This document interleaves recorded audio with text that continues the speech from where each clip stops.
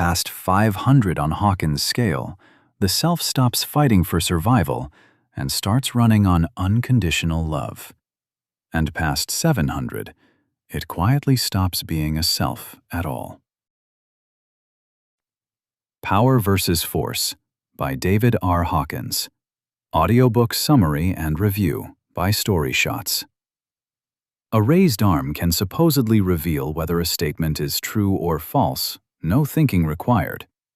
That is the claim at the center of Power versus Force, in which psychiatrist David R. Hawkins spent 20 years testing human bodies against thousands of statements and emotions to argue that consciousness can be measured and ranked on a scale from 1 to 1,000. The difference between power and force. Most people treat power and force as the same thing with different volumes. Bully harder, control tighter, and you have more power. That assumption is backwards. Force is what gets used once power runs out. It always requires energy input to keep working, and it always creates resistance. Think about the last time you got a coworker to comply through pressure rather than persuasion. It worked, technically, but something shifted afterward. Resentment, quiet sabotage. Force wins battles. Power wins without needing to fight one.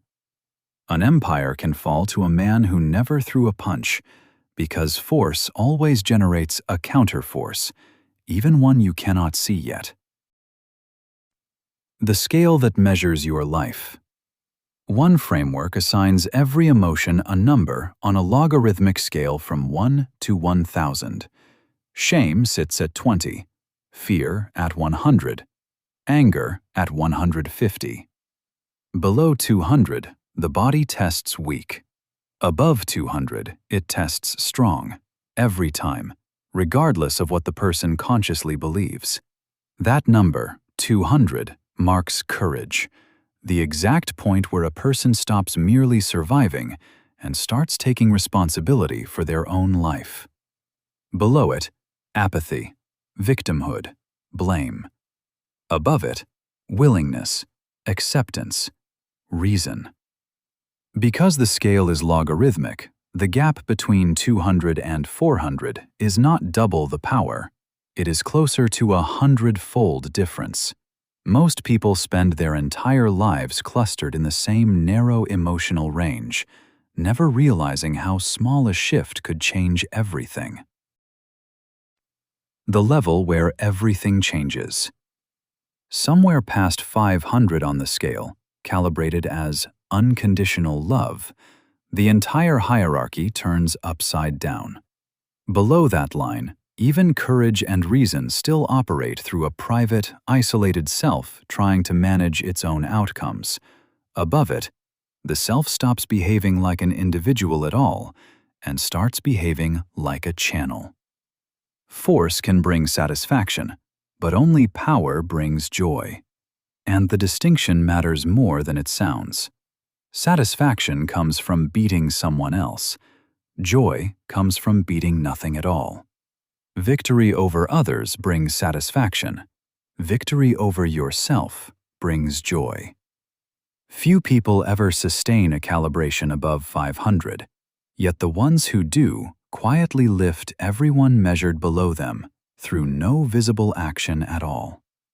If this shifted how you see influence and control, someone in your life navigating a tense relationship or a leadership role would probably value this summary too. Final summary. This summary of power versus force threads 3 ideas into one argument. Force always backfires because it breeds resistance. A logarithmic scale quietly measures the emotional register you live in most days. And somewhere past 500, the isolated self dissolves into something far more connected. David R. Hawkins built this entire framework on muscle testing, a method this trailer barely touched, along with the specific calibrations he assigned to historical figures, entire nations, and everyday objects. The full summary also covers the practical side. how to actually move your own number day to day rather than just knowing where you sit on the chart.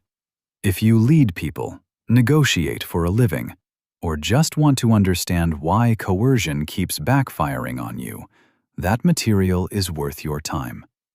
We're putting together the full summary of Power versus Force right now, with an infographic and animated video. Follow the book in the StoryShots app to get it the moment it's ready.